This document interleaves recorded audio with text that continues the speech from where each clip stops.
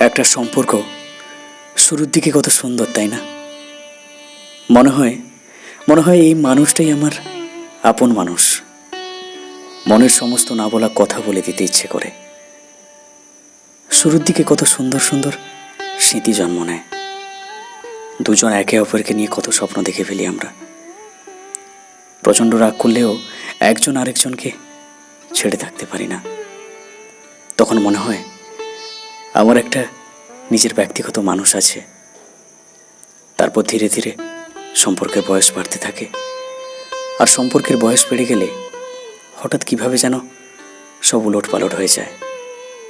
চেনা মানুষটা আস্তে আস্তে অচেনা হতে থাকে। ধীরে ধীরে নিজেদের মধ্যে কথা কমে যায় আর অজুহাত বেড়ে যায়। তখন পছন্দের কণ্ঠ, পছন্দের মানুষটা একটা সময় পুরোপুরিভাবে আমাদের জীবন থেকে হারিয়ে যায়।